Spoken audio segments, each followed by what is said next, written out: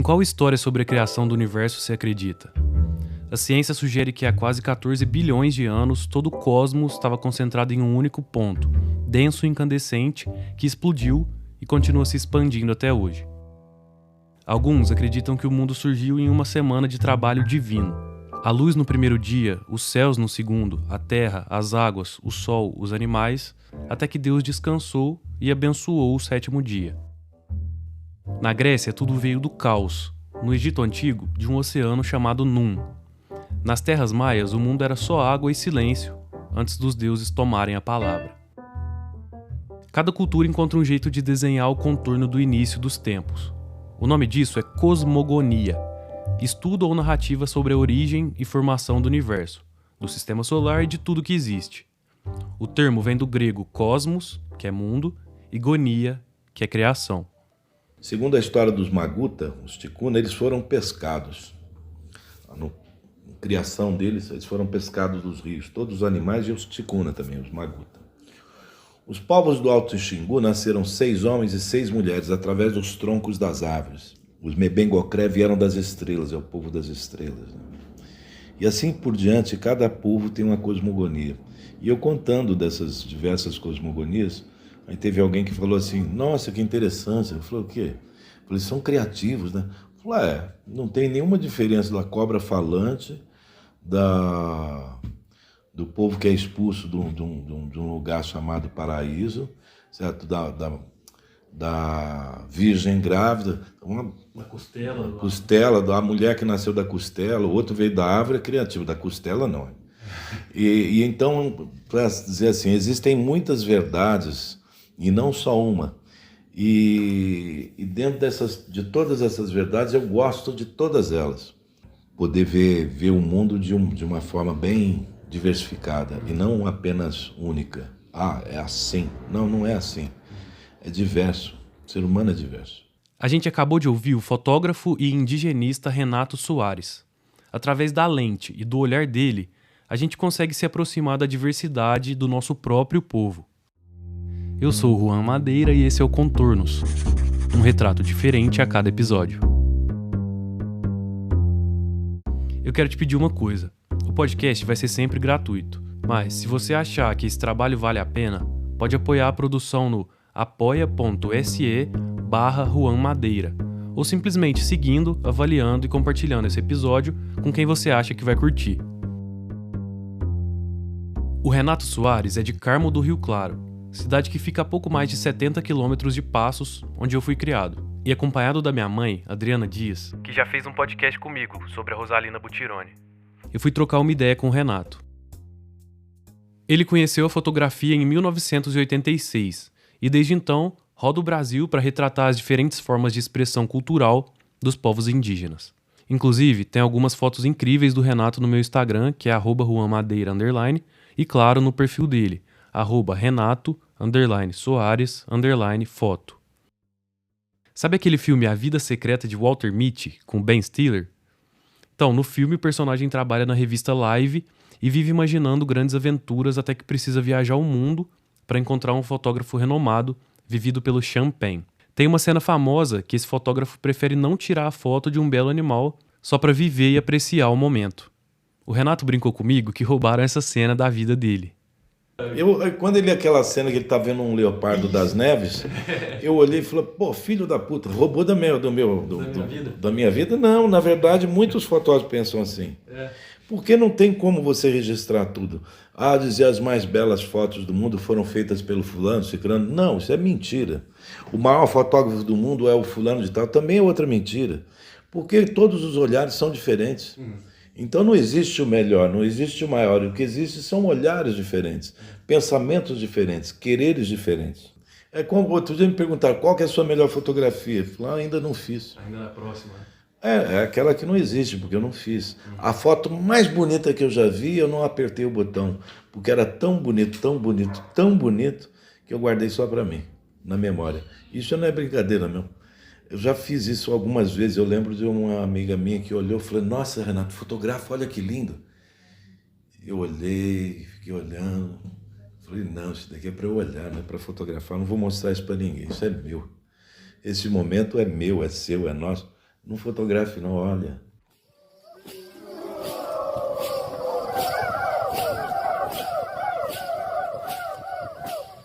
Hoje, ele se dedica integralmente ao projeto Ameríndios do Brasil, que resgata o que tem de melhor na nossa cultura ancestral. O objetivo é construir um grande acervo etnofotográfico do país. Beleza, mas de onde surgiu essa vontade e a oportunidade de registrar momentos tão marcantes na nossa própria terra? A identificação com o universo indígena vem desde a infância. Sim, sim. Quando criança tinha uma tia minha e ela vira para mim, você lembra? Ela contando, eu já fui fotógrafo, indigenista e tal, ela trabalhando com os povos, ela virou e falou assim: você lembra quando você era pequenininho? Você começava a subir, você arrancava a roupa, falava, vou brincar de índio. E eu ia correr pelado no quintal e deixa a chuva cair. Isso aqui. E assim, eu cresci nessa casa, aqui no sítio, brincava no mato, brincava livre. Minha infância foi subir em pé de árvore para comer fruta. Renato viveu uma infância livre em Carmo do Rio Claro, num sítio rodeado de garças, tucanos, furões e cachorros. Uma infância que também foi cercada de arte. A mãe dele, que era pintora e artista plástica, sempre incentivou a criatividade dentro de casa. Eu tive uma infância muito ligada à natureza. E eu gostava de fazer umas cabanas, tipo, vou acampar, vou brincar de ser indígena, né? Essa brincadeira já era o sinal de um interesse genuíno que começava a aparecer cedo. Ah, não, a identificação com o povo indígena é anterior à fotografia. Minha identificação é com as minorias. Não só com os povos indígenas, eu estive em quilombos também, com os negros, com as minorias, meu cara. No meio do caminho, me encontro com os povos originários. E ali criou-se uma identidade minha com eles, muito próxima, e eu acabei me aprofundando muito nessa questão. Anos depois, essa conexão virou um projeto de vida: documentar a população indígena brasileira. Como ele mesmo resume, a intenção é simples, mas profunda: mostrar que o outro existe, que ele está ali, e que aquela terra já era dele, muito antes de nós chegarmos. Para parar com esse discurso lá, marco temporal, pô, isso é uma grande sacanagem com os povos originários. O marco temporal que o Renato cita é uma tese jurídica que tenta limitar os direitos territoriais dos povos originários. A proposta estabelece que os povos indígenas só teriam direito às terras que já ocupavam ou disputavam no dia 5 de outubro de 1988, data em que nossa Constituição foi promulgada. O tema gera uma disputa no país, dividindo o Congresso Nacional e o Supremo Tribunal Federal. E para o Renato, a fotografia entra nessa história pela estética, mas principalmente como uma manifestação política. Eu poderia ficar falando da fotografia, de como foi que aconteceu, como é bonito fotografar, mas a minha fotografia também é política, porque ela é bonita enquanto expressa a cultura, mas justamente para que não se acabe a cultura. Perfeito.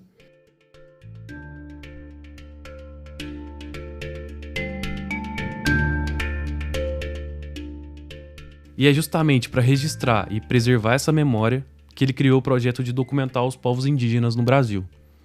Uns anos atrás, teve um jovem fotógrafo que perguntou assim para mim: e aí, Renato, o que você está fazendo? Olhei assim, meio... O que eu estou fazendo? Falei: qual que é o teu projeto?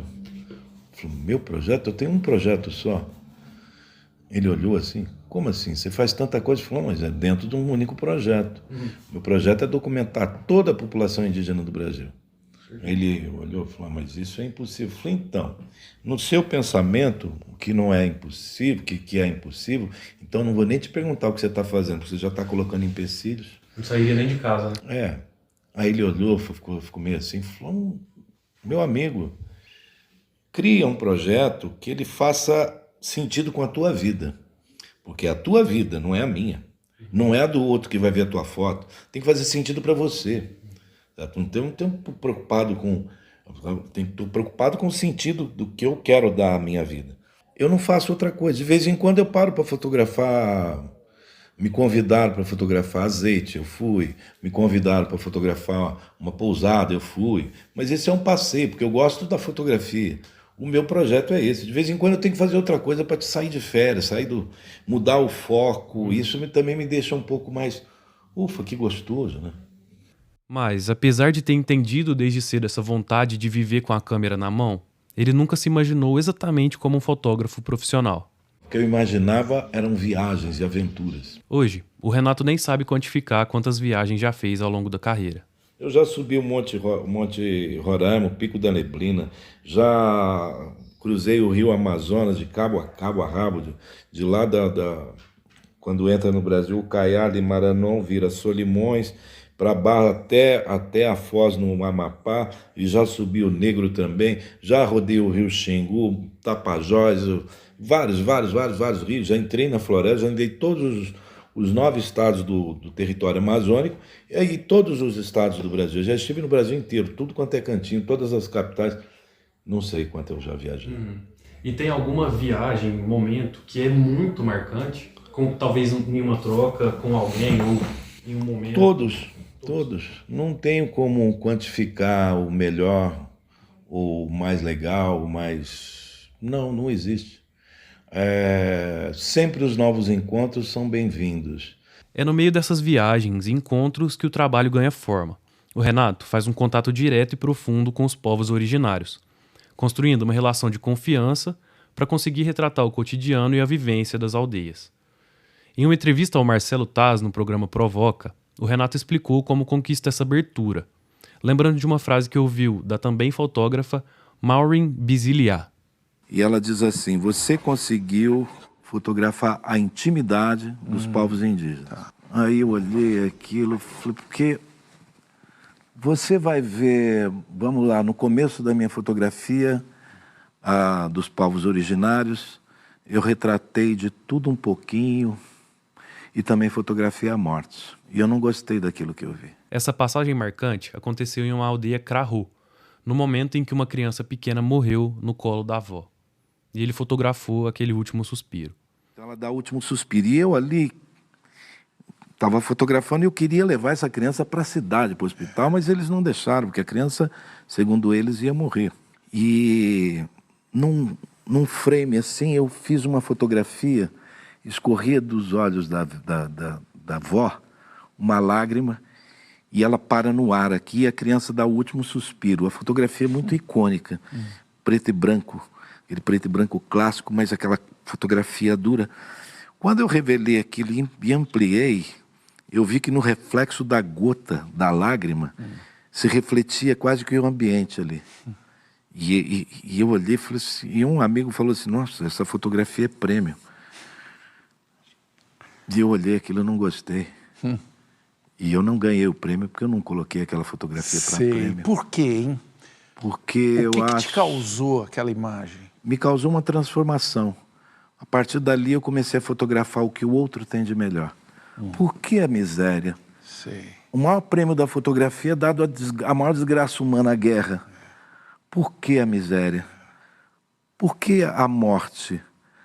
E então eu passei a fotografar e buscar o que o outro tem de melhor. A partir dessa escolha de focar no que os povos indígenas têm de melhor, o Renato não só conquistou a confiança das comunidades, mas também definiu a própria busca pessoal, retratar a alegria, a vida e a celebração. Foi com essa mentalidade, por sugestão do sertanista Orlando Vilas Boas, que ele criou, em 1995, um contrato de cessão de uso de imagem, feito diretamente para os indígenas, garantindo respeito e retorno a eles. Então, o Orlando Vilas Boas eu conheci lá nos anos 80 ainda.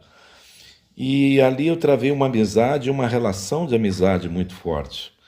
E ele foi o meu padrinho, meu grande mentor. E ele me abriu, vamos dizer assim, ele me abriu uma porta de conhecimentos, me apresentou pessoas importantes como Maureen Bizilia, Darcy Ribeiro. Maureen Bizilia é uma fotógrafa e documentarista britânica naturalizada brasileira, uma das maiores referências no registro de culturas populares e do Xingu. Darcy Ribeiro foi um antropólogo, escritor e um dos intelectuais mais importantes do Brasil na defesa da causa indígena e da educação. Como comentei, além de apresentar essas figuras ao Renato Soares, Orlando Vilas Boas também sugeriu que o fotógrafo retribuísse aos indígenas pelas fotos tiradas. E ele foi muito generoso comigo na minha formação. Ele foi muito importante na minha formação, não como fotógrafo, mas como indigenista.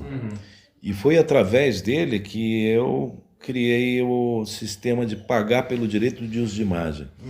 Isso eu começo lá no início dos anos 90. Ele diz assim: você precisa criar algo onde os povos indígenas tenham um retorno sobre o seu trabalho. Aí eu passei a pagar pelo direito de uso de imagem e começo a colocar as fotografias dos povos indígenas nos livros didáticos, da qual você estudou, meu filho estudou, minhas primas estudaram, pessoal geração mais nova, né? Mas aí como funciona isso? O que, a venda? Eu vendo uma fotografia, 33% volta para a comunidade indígena. Que legal. E aí você tem uma fotografia legalizada, porque eu estou pagando pelo direito de uso de imagem, então eu posso vender inclusive para publicidade. Mas aí também vem uma outra coisa, que é o respeito. Eu não vou vender essa fotografia para uma empresa de bebida ou de tabaco ou de qualquer coisa que vá denegrir a imagem dos povos originários. Entendi. Aos 59 anos, filho de Dona Claudete e seu Jair, o Renato já soma 4 décadas de fotografia. Uma história que começou nos anos 80, quando ele pensava em ser músico, mas tropeçou na fotografia e se encantou com a chance de viajar ao mundo. A consolidação veio nos contatos com aldeias remotas e na amizade profunda com o Orlando Vilas Boas.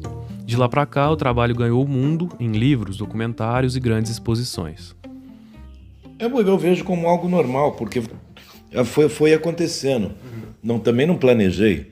Por exemplo, eu sempre dizia assim, né? Sempre falaram para mim: Renato, você precisa montar uma exposição na Europa. Falei: quando eu for montar uma exposição na Europa, eles que vão pagar a conta, eles que vão pagar a minha passagem. Não, você tem que ir para lá, você investe. Falei: não, eu não. Se eles quiserem que eu vá, eles que paguem a conta. Legal. E assim aconteceu. Então fui para Portugal, depois para França, Estados Unidos. E aí vai viajando. Mas por que o trabalho ele se tornou importante? Não sou eu o importante, mas sim o trabalho.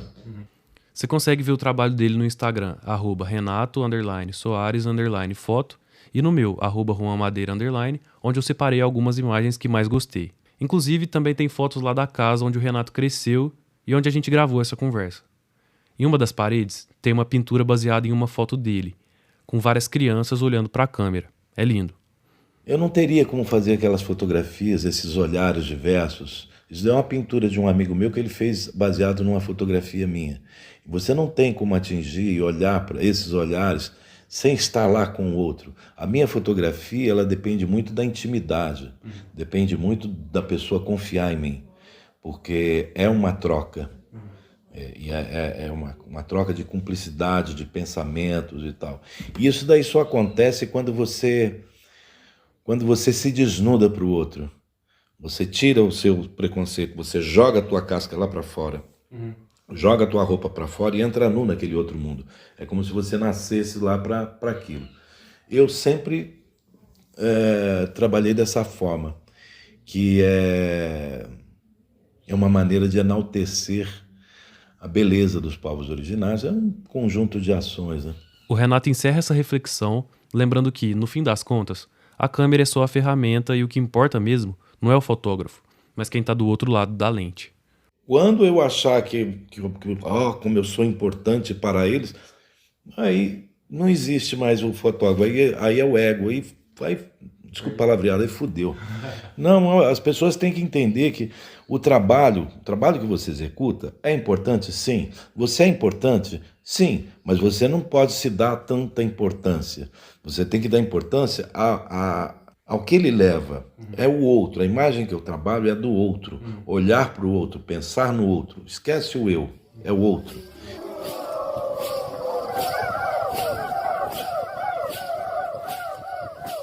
Essa confiança e esse respeito que o Renato busca nem sempre fizeram parte do contato do homem branco com os povos originários. Na Amazônia, por exemplo, ele testemunhou de perto as marcas deixadas pela chegada dos missionários. Os religiosos chegavam com a missão de resgatar almas para a igreja, sob o argumento de que os indígenas não tinham alma e precisavam ser integrados ao trabalho. O resultado foi a perda de tradições inteiras e até da própria linguagem. Então eles se tornaram, de uma certa forma, escravos da igreja, tanto da missão salesiana quanto da missão franciscana, de todos os grupos religiosos. Eu visitei agora Pari Cachoeiro, onde tinha uma grande missão lá dos religiosos de lá, que é salesiano, E eu conheço a história daquilo ali. Quando eu vi aquilo, aquele mausoléu, umas construções gigantescas, que são as escolas antigas, ali retrata a história do povo tucano, Baré, Baniwa e tantos outros, que foram cooptados pelos missionários e levados para aquelas igrejas, lá para aquelas escolas, vamos chamar assim, e ainda quando crianças, e outros mais velhos também. E lá eles foram prisioneiros, onde eles não podiam falar a própria língua. Os Baré perderam a língua e hoje falam Inhagatu. Inhagatu é a língua do sul, aqui, ó, de São Paulo, e foi levada pelos missionários para lá, Inhagatu. E o Aruá, que é a língua original do povo Baré, eles perderam. A língua que eles falam é uma língua que é o tronco tupi-guarani, a junção das duas línguas, a língua geral. A crueldade da ocidental para com os povos indígenas é fora do comum. Essa mesma lógica de exploração do passado ainda se reflete nos discursos de hoje. Muita gente repete, sem pensar, aquela frase de que tem muita terra para pouco indígena no Brasil. Mas o Renato rebate essa ideia, mostrando o que acontece na prática quando se olha para o mapa e para a preservação do país. Pouco indígena para muita terra, não, é muito pouca terra que eles ainda preservam. Porque o que está na mão dos fazendeiros, do agronegócio, a maioria é commodity. Esse dinheiro vai tudo embora do Brasil. O agronegócio não alimenta a população brasileira. Eles dizem isso, o agro é pop, o agro é isso, o agro é aquilo. Isso é uma grande mentira, uma grande publicidade. O agronegócio pega muito dinheiro do governo, não paga, certo? Tem subsídios e tem um lucro altíssimo, e da qual não dá retorno nenhum para a sociedade. Então você vai fazer comparativo com os povos indígenas, os povos indígenas não trabalham, mas isso é uma coisa cultural. E assim, desde quando o trabalho dignifica alguém? Isso é uma grande mentira da sociedade. Porque quem trabalha e sustenta o grande poder, só trabalha. Porque os poderosos não trabalham, eles ficam viajando, indo para todo lugar no mundo, para Miami, vai para Paris e tal. Então, gastando muito dinheiro, mas quem trabalha de fato é o pobre.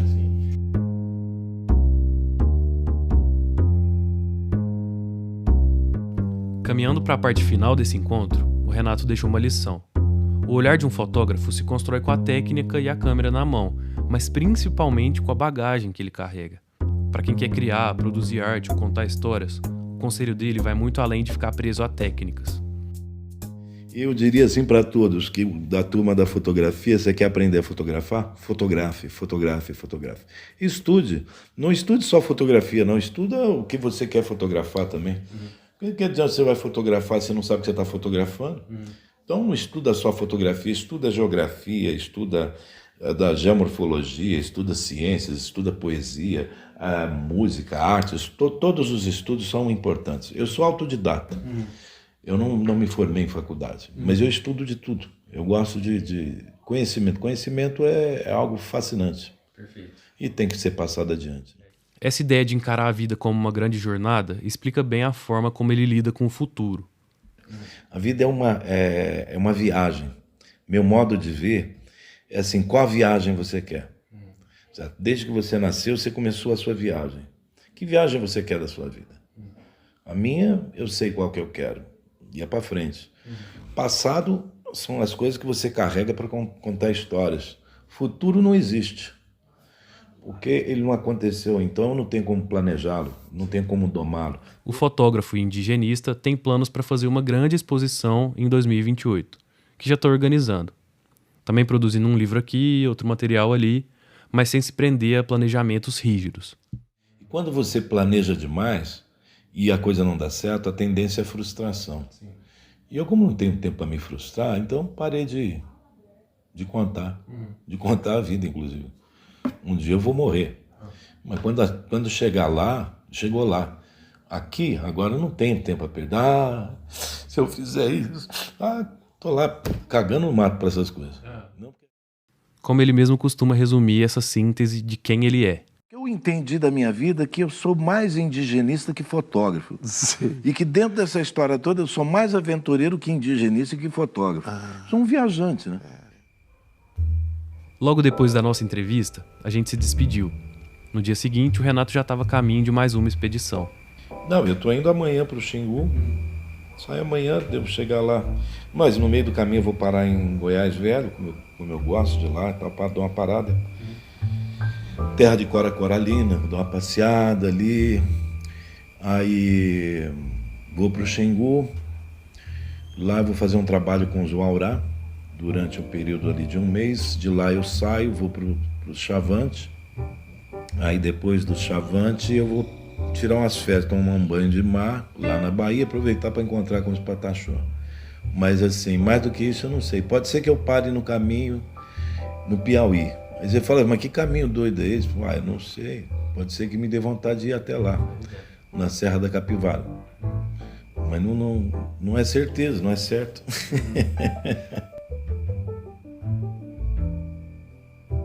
Quem me deu a dica de pauta dessa história foi minha mãe. Se você tiver alguma ideia de personagem ou história interessante, é só mandar uma mensagem lá no meu Instagram, onde você também vê as fotos do episódio de hoje. Roteiro, apresentação e edição são meus. Se você quer indicar alguma história para contar, é só chamar no Insta @RuanMadeira_. A arte de capa é do amigo Eric Topos, que continua criando. Muito obrigado por ouvir até aqui e até o próximo episódio. Um beijo.